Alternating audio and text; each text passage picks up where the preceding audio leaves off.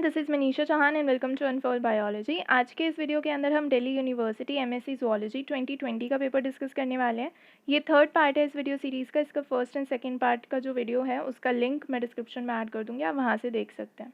इस video series के अंदर हम क्वेश्चन नंबर 31 से कंटिन्यू करेंगे, बट उससे पहले अगर आपने चैनल को सब्सक्राइब नहीं किया है तो you can consider subscribing the channel, because और भी पेपर सोल्यूशन वीडियोज़ इस चैनल में एडेड हैं एंड रेगुलर अपडेट्स भी यहाँ पर मैं डालती रहती हूँ।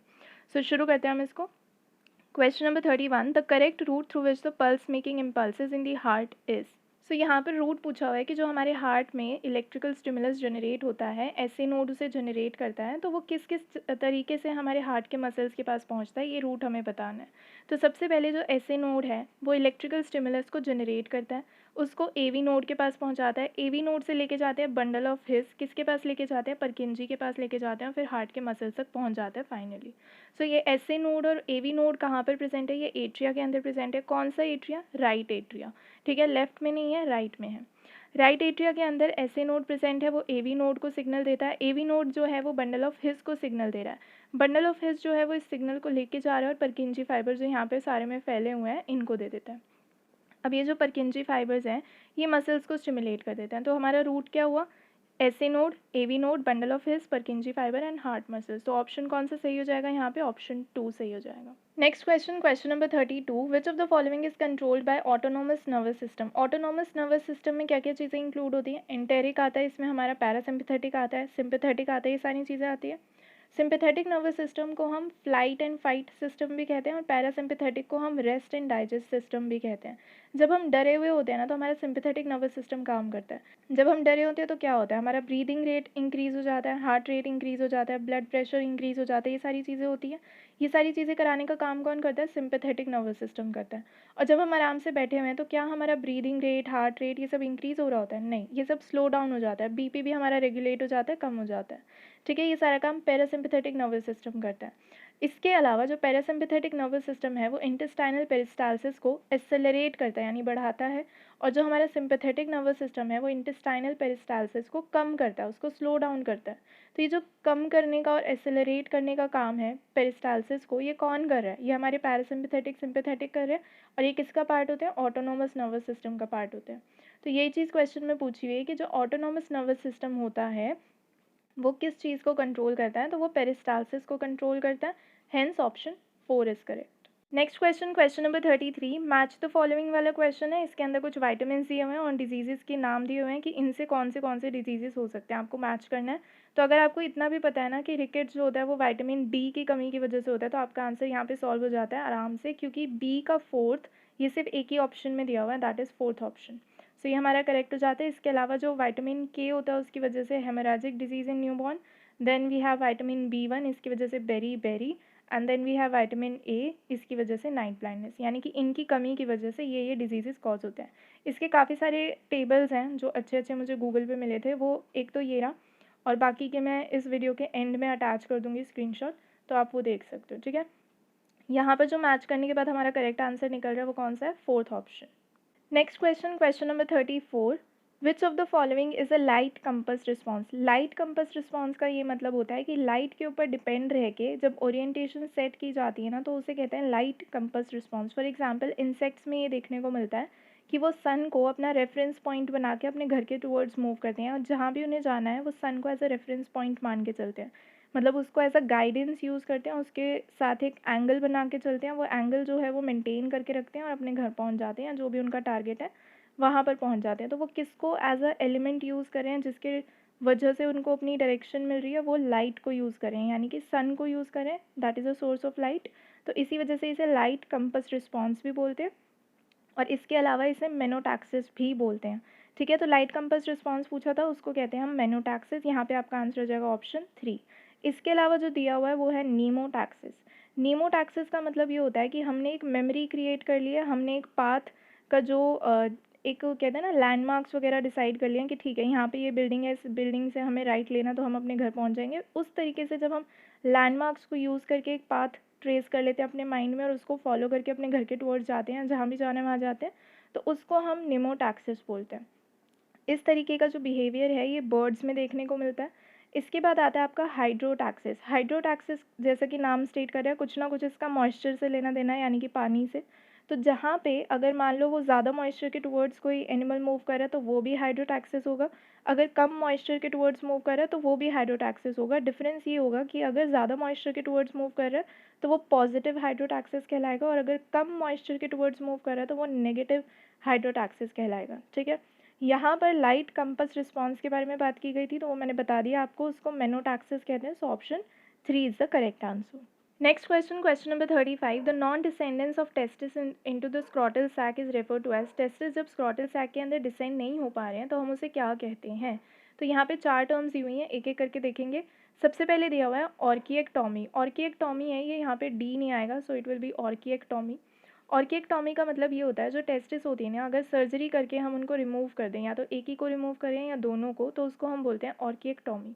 ठीक है, वासेक्टॉमी हमने एनसीईआरटी में भी पढ़ा हुआ है। यहाँ पे क्या होता है कि वास डिफरेंस की जो ट्यूब होती है, हम उसे या तो कट कर देते हैं या तो उसको ब्लॉक कर देते हैं, जिसकी वजह से जो स्पर्म होता है वो सीमेन के अंदर पहुँच ही नहीं पाता है।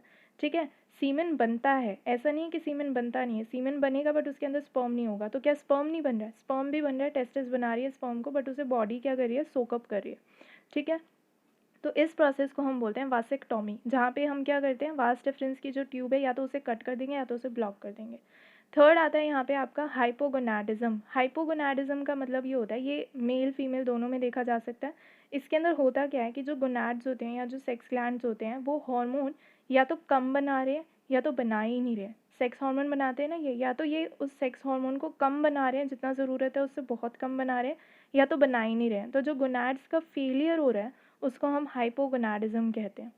फिर आपका यहाँ पे आता है क्रिप्टॉर्किडिज्म। क्रिप्टॉर्किडिज्म में क्या होता है, टेस्टिस जो होते हैं या तो एक या तो दोनों, वो डिसेंड नहीं हो रहे हैं। एब्डोमेन से स्क्रोटम में आते हैं ना जब बर्थ होता है, तो वो जो काम है डिसेंड होने का, एब्डोमेन से स्क्रोटम में आने का, वो हो ही नहीं रहा है, तो उसको हम बोलते हैं क्रिप्टॉर्किडिज्म। ठीक है, यहाँ पे यही पूछा था कि जो नॉन डिसेंडेंस होता है टेस्टिस का स्क्रोटल सैक में, नॉन डिसेंडेंस यानी कि नीचे नहीं आ रहे हैं, वो स्क्रोटल सैक के अंदर नहीं आ रहे हैं, तो उसको हम बोलते हैं क्रिप्टॉर्किडिज्म। ठीक है, so option 4 is correct over here. Next question, question number 36. Hypophysectomy of the adult female rat prevents the development of. Hypophysectomy का मतलब होता है कि पिट्यूटरी ग्लैंड को सर्जरी के थ्रू रिमूव कर देना। तो अगर मैं पिट्यूटरी ग्लैंड को रिमूव कर दूंगी तो इनमें से कौन सी ऐसी चीज़ है जिसकी डेवलपमेंट पे फ़र्क पड़ेगा या प्रिवेंट हो जाएगी, यानी उसकी डेवलपमेंट नहीं हो पाएगी? तो यहाँ पे ये जो डायग्राम है इसके अंदर अगर आप देखोगे तो प्राइमोडियल यहाँ पे ऑप्शन में दिया हुआ है, प्राइमरी दिया हुआ है, सेकेंडरी दिया हुआ है, ग्राफियन दिया हुआ है। बट यहाँ पे इस डायग्राम में अगर आप देखोगे तो यहाँ पे एंट्रल फॉलिकल प्रेजेंट है। ठीक है, इसके पास कुछ फ्लूइड होता है जिसकी वजह से हम कह देते हैं कि हाँ ठीक है यहाँ पे एंट्रम बन गया है। अब FSH यहाँ पे आता है, यहाँ पे एक्ट करता है और इसकी मेचुरेशन हो जाती है ग्राफियन फॉलिकल में। FSH कहाँ से आता है? पिट्यूटरी से ही आता है, और वो इसको कन्वर्ट कर देता है ग्राफियन फॉलिकल के अंदर। ग्राफियन फॉलिकल जो है वो मेच्योर होता है, इस वजह से हम इसे कहते हैं मेच्योर फॉलिकल या फिर प्री ओव्यूलेटरी फॉलिकल, क्योंकि अभी ओव्यूलेशन नहीं हुई है। ठीक है, अब होता ये है कि अगर मान लो मैं पिट्यूटरी को सर्जरी करके रिमूव कर दूँ तो क्या यहाँ पे FSH आएगा? कौन लेके आएगा FSH को? कोई भी नहीं लेके आ पाएगा। तो क्योंकि यहाँ पे FSH नहीं आएगा अगर पिट्यूटरी नहीं है तो इसी वजह से एंट्रल फॉलिकल ग्राफियन फॉलिकल में कन्वर्ट नहीं हो पाएगा। तो यहाँ पे किस चीज़ की फॉर्मेशन की प्रिवेंशन हुई है? ग्राफियन फॉलिकल की प्रिवेंशन हुई है। बाकी सारी चीज़ें तो बन जाएंगी लेकिन यहाँ पे FSH नहीं आ पाएगा, जिसकी वजह से ग्राफियन फॉलिकल में ये मेचुरेशन नहीं हो पाएगी एंट्रल टू ग्राफियन। ठीक है, तो यहाँ पे जो ऑप्शन दिया हुआ था इसमें यही पूछा था कि हाइपोफाइसेक्टॉमी अगर मैं कर दूँ तो वो किस चीज़ की डेवलपमेंट को प्रिवेंट करेगा? वो ग्राफियन फॉलिकल की डेवलपमेंट को प्रिवेंट करेगा। सो option 4 is correct. Question number 37. Mammalian acrosomal reaction is initiated by which of the following? ZP1, 2, 2F and 3 ये ऑप्शंस में दिया हुआ है। ये जो ZP करके लिखा हुआ है ना, इसका मतलब होता है जोना पेल्यूसिडा प्रोटीन। एग के अराउंड एक मेम्ब्रेन होती है जिसे हम कहते हैं जोना पेल्यूसिडा, उसके ऊपर कुछ प्रोटीन्स प्रेजेंट होते हैं जिन्हें हम डिनोट करने के लिए ZP यूज़ करते हैं। ठीक है, अब उनके वेरिएंट होते हैं, उनको नाम दे देते हैं 1, 2, 3, 4 ऐसे करके। तो जो ह्यूमंस के अंदर प्रेजेंट होते हैं जोना पेल्यूसिडा प्रोटीन वो होते हैं 1, 2, 3 एंड 4, और इनमें से 2 और 3 जो होते हैं वो इंपॉर्टेंट होते हैं या मैं कहूँ कि मेन होते हैं, और इन दोनों में से भी अगर मैं कहूँ कि कौन सा मेन होता है वो होता है 2, जोना पेल्यूसिडा 2। अब होता ये है कि हमारा एग यहाँ पे अगर मान लो प्रेजेंट है, इसके पास जितने भी स्पर्म्स आ रहे हैं ज़रूरी नहीं है कि सभी की एक्रोसोमल रिएक्शन जो है वो हो चुकी है। कुछ की हो चुकी होती है, कुछ की नहीं होती। जैसे कि बाहर से आ रहे हैं जो एग के पास आ रहे हैं स्पर्म, तो वो बाहर कुछ और भी लेयर्स होती हैं जिनको क्रॉस करके जोना पेल्यूसिडा तक पहुँचते हैं। उनमें से एक है हमारी क्यूमुलस लेयर। क्यूमुलस सेल्स होते हैं जिसके थ्रू जो स्पर्म है वो पास करता है और उसी दौरान उसकी जो एक्रोसोमल रिएक्शन है वो हो चुकी होती है। कुछ ऐसे होते हैं जिनकी एक्रोसोमल रिएक्शन नहीं हुई होती है और वो जीपी के इसके ज़ोना पेलुसिडा के पास पहुंच जाते हैं। ठीक है, अब जिनकी एक्रोसोमल रिएक्शन हो चुकी है ना, वो सारे के सारे स्पर्म्स जो हैं वो GP2 से बाइंड करते हैं, वहाँ पे रिएक्ट करते हैं। और जिनकी एक्रोसोमल रिएक्शन नहीं हुई होती वो जाके बाइंड करते हैं GP3 से। ठीक है, और वहाँ पे फिर उनकी एक्रोसोमल रिएक्शन कराई जाती है और फिर वो जाके GP2 से बाइंड करते हैं। तो होता क्या है, जिनकी एक्रोसोमल रिएक्शन हो गई उनको GP2 से बाइंड करना है, जिनकी नहीं हुई है वो GP3 से बाइंड करेंगे, वहाँ पे उनकी रिएक्शन जो है वो शुरू होगी और फिर जाके वो GP2 के साथ इंटरैक्ट करेंगे। तो जो एक्रोसोमल रिएक्शन है वो किसके प्रेजेंस में हो रही है या वो कौन करा रहा है, इनिशिएट कौन करा रहा है, GP3 करा रहा है। तो यहाँ पे वही चीज़ पूछी थी कि जो ममेलियन एक्रोसोमल रिएक्शन है उसको इनिशिएट इनमें से कौन सा कराता है, GP3 कराता है। So option 4 is correct. Next question, question number 38, vasopressin is synthesized by. Vasopressin कहाँ पे सिंथेसाइज होता है, इसकी सिंथेसिस होती है हाइपोथैलेमस में। फिर इसके बाद इसको पोस्टीरियर पिट्यूटरी के पास भेज दिया जाता है जहाँ पे इसकी स्टोरेज होती है या फिर इसकी सिक्रीशन करनी हो तो वो हो जाती है, यानी कि रिलीज़ कर दिया जाता है। सो कहाँ पे बन रहा है, वो बन रहा है हाइपोथैलेमस में। तो सिंथेसिस हाइपोथैलेमस में हो रही है, स्टोरेज एंड सिक्रीशन या रिलीज़ का काम कौन करता है, पोस्टीरियर पिट्यूटरी करता है। यहाँ पे सिंथेसिस पूछी थी, हाइपोथैलेमस आंसर हो जाएगा, option 4 will be correct. Next question, question number 39. In the organ of Corti, apical projections of the hair cells are in the intimate contact with। जो apical projection होते हैं hair cell के, कहाँ पे, organ of Corti में, वहाँ पे जो hair cell होते हैं उनका apical projection यानी apical वाली साइड जहाँ पे स्टीरियोसीलिया प्रेजेंट होता है ना, वो वाली साइड, वो किस चीज़ के कॉन्टैक्ट में होती है। यहाँ पे डायग्राम में आप देख सकते हो, ये हेयर सेल है, ये इसका एपिकल वाला साइड है और ये टेक्टोरियल मेम्ब्रेन के कॉन्टैक्ट में है। ठीक है, ये रिपीटेड क्वेश्चन है, पहले भी ये क्वेश्चन जो है वो DU में पूछा जा चुका है। सो यहाँ पे सिर्फ ये पूछा था कि किसके कॉन्टैक्ट में होता है। So option 4 is correct, that is tectorial membrane. Next question, question number 40, the hormones which are responsible for the moulting in arthropods is. वो कौन सा ऐसा हार्मोन होता है जो आर्थ्रोपोड्स में मोल्टिंग कराता है, तो वो होता है एक्डायसोन। एक्डायसोन एक स्टेरॉइड प्रो हार्मोन होता है जो कि कन्वर्ट होता है 20 हाइड्रोक्सी एक्डायसोन में, जिसे हम 20E भी लिख सकते हैं, और ये एक्टिव फॉर्म होती है इसकी। ठीक है, और कौन से ग्लैंड से ये सिक्रीट होता है एक्डायसोन, ये होता है प्रोथोरैसिक ग्लैंड से। ठीक है, यहाँ पे पूछा था कि कौन सा हार्मोन है जो कि आर्थ्रोपोड्स में मोल्टिंग कराता है, तो वो होता है डायसोन, option second will be the correct option. Next question, question number 41, end product of glycolysis in red blood cells is. RBCs के अंदर जो ग्लाइकोलिसिस होती है उसके अंदर जो लास्ट में चीज़ बनती है वो पूछ रहे हैं, एंड प्रोडक्ट पूछ रहे हैं। ठीक है, अब आरबीसीज के अंदर क्या माइटोकॉन्ड्रिया होता है, नहीं होता। तो क्योंकि इनके अंदर माइटोकॉन्ड्रिया नहीं होता तो क्या इनके अंदर ETC यानी कि इलेक्ट्रॉन ट्रांसपोर्ट चेन होती होगी, नहीं होती होगी। तो ये जो ग्लाइकोलिसिस करें, ये जो प्रोसेस करें, इसको हम कहते हैं एनएरोबिक ग्लाइकोलिसिस हो रही है आरबीसीज के अंदर। ठीक है, अब देखो यहाँ पर इन्हें जो ATP मिलनी थी वो यहाँ तक ही मिल गई है, तो क्यों इन्होंने पायरुवेट से लैक्टेट बनाया। मेरा कहने का ये मतलब है कि पायरुवेट बनाने तक इनको जो ATP मिलनी थी यहाँ पे इन दोनों स्टेप में वो मिल गई है। ठीक है, इसके बाद कोई ATP तो नहीं मिल रही है। ग्लाइकोलिसिस इसीलिए करा जा रहा है ताकि एनर्जी मिले, ATP मिले। तो ये जो लास्ट वाला स्टेप है पायरुवेट से लैक्टेट बनाने का, इसकी ज़रूरत क्या थी। पायरुवेट पे ही रुक जाते तो भी काम चल जाता। तो इसकी ज़रूरत इसलिए होती है क्योंकि इन्हें कॉम्पनसेशन करना होता है। किस चीज़ का कॉम्पनसेशन, ये वाला स्टेप देखो, यहाँ पर NAD से NADH बन रहा है। ठीक है, NAD यूज़ हो रहा है, NADH बन रहा है, यानी NADH की कॉन्सेंट्रेशन इंक्रीज़ हो रही है और NAD की कॉन्सेंट्रेशन क्या हो रही है, कम हो रही है जब ये वाला स्टेप हो रहा है।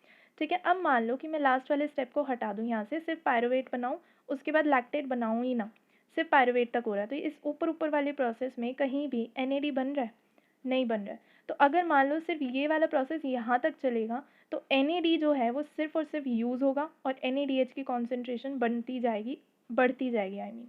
तो NAD क्योंकि सिर्फ यूज़ हो रहा है तो इसकी कॉन्सेंट्रेशन कम हो जाएगी। यहाँ पे और कोई बना तो रहा ही नहीं है, मैंने क्या कहा है, लास्ट वाला स्टेप अभी हम स्किप कर रहे हैं।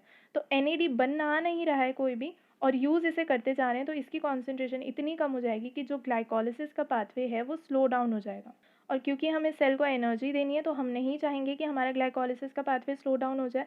तो इसी वजह से लास्ट वाले स्टेप में पायरुवेट से लैक्टेट बनाया जाता है, जिस दौरान NADH से NAD बन जाता है और फिर इसी वजह से कॉम्पनसेशन हो जाएगी। तो यहाँ पे यूज़ होता रहेगा, यहाँ पे बनता रहेगा, यहाँ पे यूज़ होता रहेगा, यहाँ पे बनता रहेगा। तो इस वजह से जो लास्ट वाला स्टेप है उसमें पायरुवेट से लैक्टेट बनाते हैं, इसे हम कहते हैं लैक्टिक एसिड।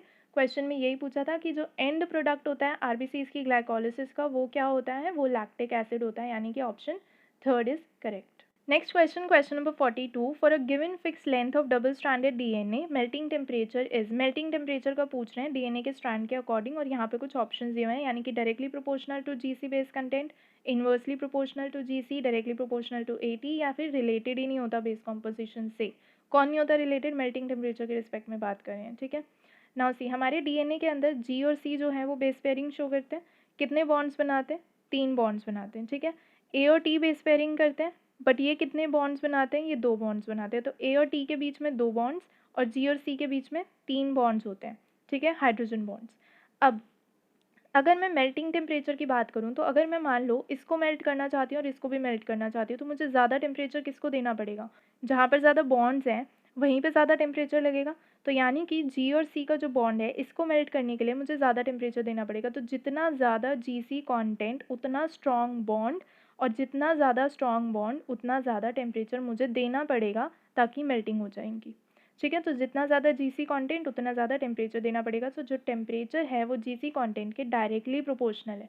डायरेक्टली प्रोपोर्शनल यानी कि अगर एक चीज़ बढ़ रही है तो दूसरी भी बढ़ानी पड़ेगी, और इनवर्स का मतलब होता है एक चीज़ बढ़ रही है तो दूसरी घटानी पड़ेगी, ठीक है। यहाँ पे जो ऑप्शन दिए हुए थे उसमें से जो फर्स्ट ऑप्शन है वो यही कह रहा है कि डायरेक्टली प्रोपोर्शनल होता है melting temperature GC base content के, विच इज़ ट्रू। सेकेंड कह रहा है कि इन्वर्सली प्रोपोर्शनल होता है, विच इज़ नॉट ट्रू।